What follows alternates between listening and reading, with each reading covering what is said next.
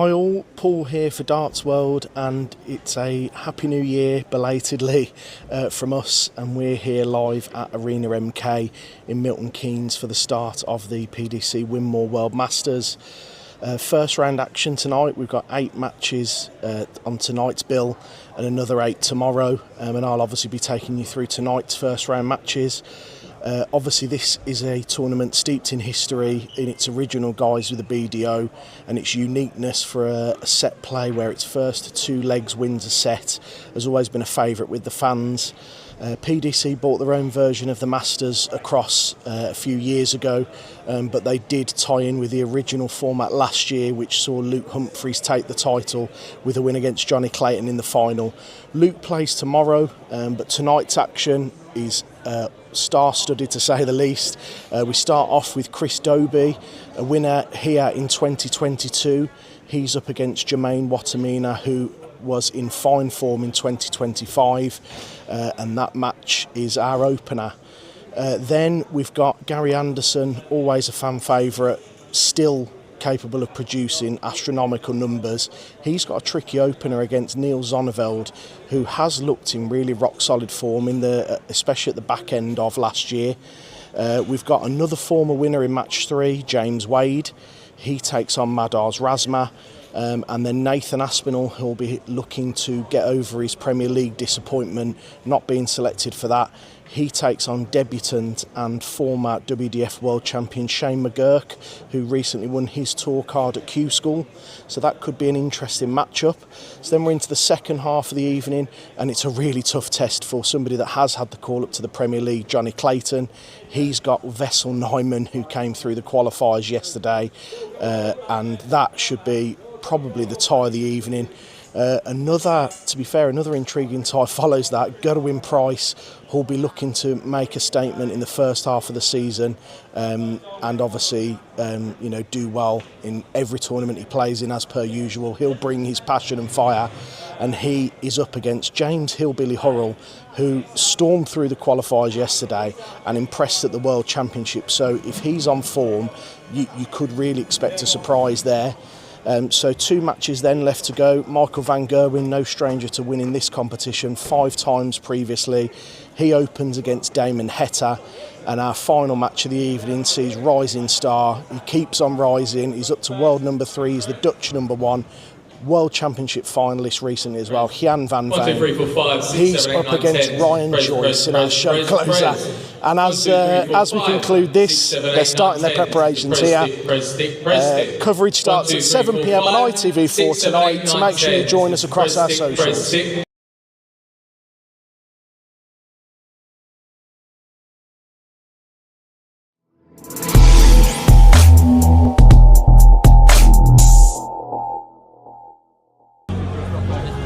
Congratulations, Chris. As we touched on earlier, new management team, new sponsors. Does it feel like a fresh start for you?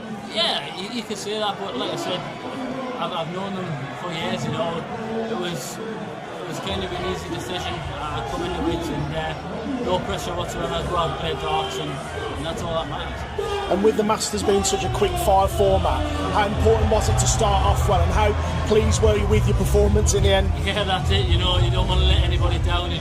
Like I said, there was no pressure, but for me, I just want to go out there and prove that they've made the right choice by signing us. And to go out and put a performance like that, it was a good start, and I'm happy with that. And coming to the venue, obviously it's special for so many reasons for you. Does it still bring back all those memories for you?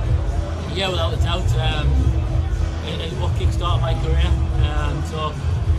It does bring back good memories. I also won the Pro Tours here, so yeah, I know I can win in the building, so there's no reason why I can't go out there at the end of this weekend and do exactly the same. Well done, Chris. Cheers, man. Thank you.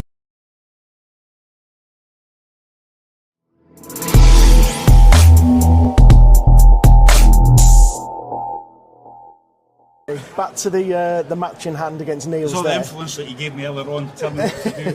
I really took note of it. Thank you. How do you assess your performance overall there? Because it was a tough test. First came back, so wasn't expecting much, but we nicked at the end, and that's it, yeah.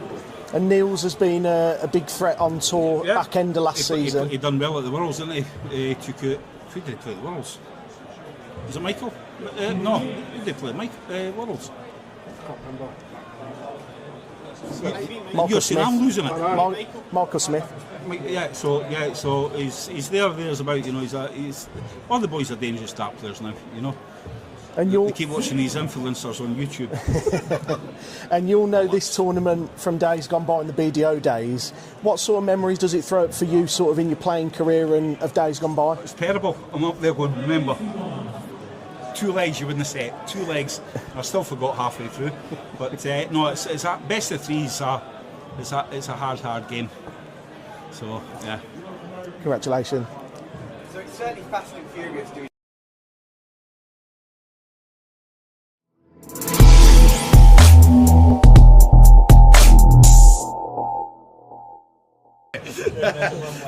Congratulations, Nathan. When the draw obviously was confirmed and you had Shane McGurk, is that sort of a blessing or a curse because he's more of an unknown quantity to you? No. You know, obviously, I didn't know him as well as a lot of the other players, but he's clearly played well to qualify. You know, I was trying to explain to my dad how, because I was playing Qualify 5, how it works, and brutal. What a brutal day that must have been for him.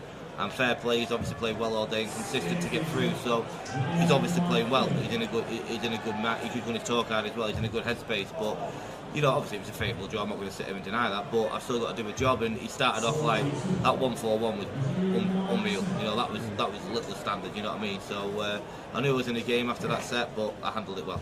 And after that 1-4-1 goes in, is it important to then put the pressure on him and sort of expose his inexperience on that big stage? Yeah, and I think that's what happened. I really do. I think, you know, consciously in my head I was like, right, when a moment happens, you need to get. You know, I felt very flat at the start of the game. I think it probably came across. I felt very flat. I was conscious that when something happens, you need to get your adrenaline pumped up. I think I don't even know what I did, 180 or took a shot out, and I gave it a little one of them. The crowd then all of a sudden started supporting me, and I could see him wilting a little bit, but.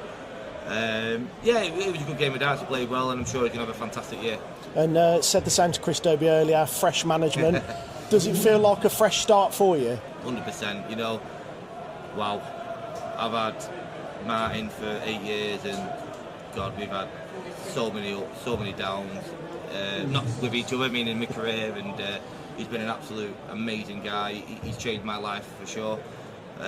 But you know, for both of us, it was time to change and time to move on. You know, he had his own agenda, and yeah, there was only one guy I was going to go to, which was Jason, and he's the best in the business. And you know, already so far, I just feel it's just exciting. You know, when you have a job for so long, you know what I mean. Baz has been doing this for 20 years. You know what I mean. He's got to be sick of this. But now, when you've had the same job for so long, or the same manager, or the same competitiveness, sometimes you need to freshen things up, and it was about time that I needed that. And yeah, I've gone with a fantastic team of people, and I think with their help and the way that I feel, we're going to have an absolute unreal year. Well done. Thank you.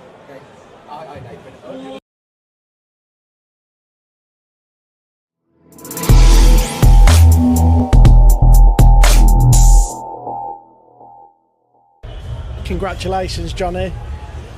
When the draw came out, you were up against the dreaded qualifier. Was that the worst qualifier, the hardest qualifier you could have got? The way Westall's been playing, probably yes. You know, he's a cracking player.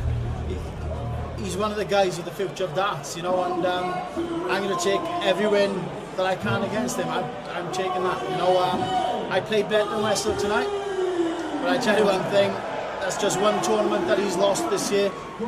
He ain't going to lose many. He's a very, very good player. And an average of over 102. How pleased were you with your performance, and what is there to work on or improve for the next game? Obviously it felt good, because when you're hitting your treble 20s and hitting a few doubles, you know, the double is more important than the average, but when everything's going right, you know, it's good to have a good average, obviously, but I felt good up there. I enjoyed my time up there, and yeah, I'm happy with tonight. And a Masters winner before, it's obviously a tournament that means a hell of a lot to you. How special would it be to get that trophy once again this week? Oh, I mean everything to me. You know, obviously I'm a part of the WINMAU and Red Dragon team, so you know, Luke won it last year. I did try to beat him, but I think that double top was I was closer to home than what I was to that. But no, genuinely, I'm here to try and win a tournament, you know, same as everybody else. But if I can carry on doing good darts, maybe I've got a chance. Well done, Johnny. Thank you, mate.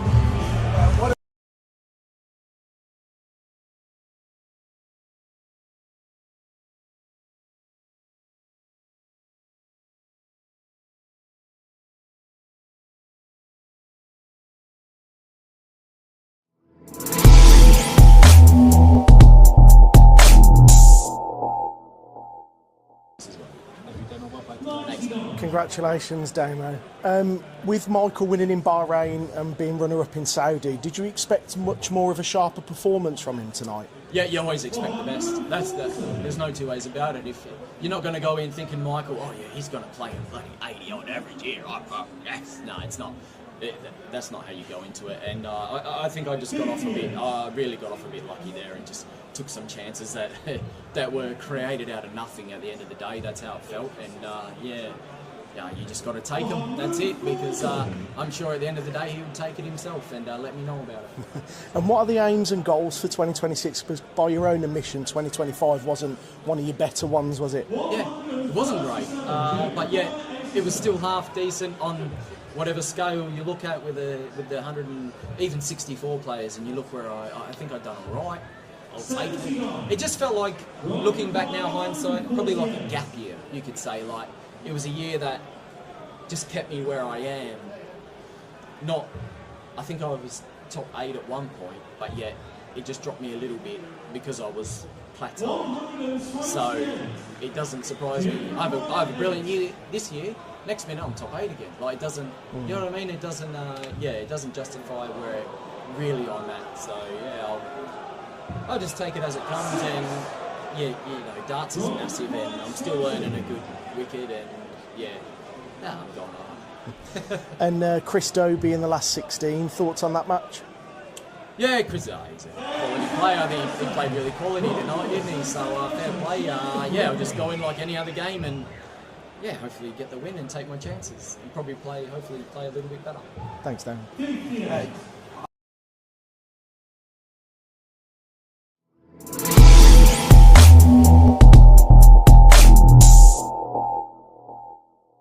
Congratulations, Jan. Thank you. It was a bit of a big fight for you, the first 2 sets there. Was it the 1-2-1 on the ball that kind of turned the tide for you there? Yeah, a little bit. You know, I was missing loads of doubles, and then took out that finish. It was like, okay, it got me over some sort of line during the match. Of course, I was scoring well, but finishing wasn't up to my standard I was used to and hoping for. But as you said, I think the 1-2-1 finish really helped me get over that line. And it's a lot of firsts for you this year, isn't it? So, you know, Bahrain, Saudi, now here, Premier League coming up. Does it kind of feel like, like you're kind of like a new tour card holder? You're experiencing all these new things. Yeah, maybe, but it's a tour card holder then with a lot of pressure on him, because I feel that, of course, you know, you're here as a third seed, and even though I don't put too much pressure on myself, everyone expects me to win this game, and I expect that from myself as well. I expect myself to hit in the high 90s, lower, or even above 100 averages. But yeah, as you said, with all those new experiences, going to be so many more new experiences this year. It maybe feels like a new year, new me. But I'm really looking forward to all the new experiences. And with these smaller fields, 32 here, do you now start to sort of plot your way through the competition and start to look at who you'll be facing in the later rounds? Not really. I know I've got Nathan Aspinall up next, but then afterwards, I don't have a clue who I'm playing afterwards. You know, I'm just going to take it game by game. Of course, it's a smaller playing field, so it's going to be easier on paper just to get to the quarterfinals, semi-finals. But yeah, I'm just going to take it game by game. You can't look too much ahead, especially in this format with all these quality players. So yeah, we'll just see where we can go. Well done. Cheers, thank you.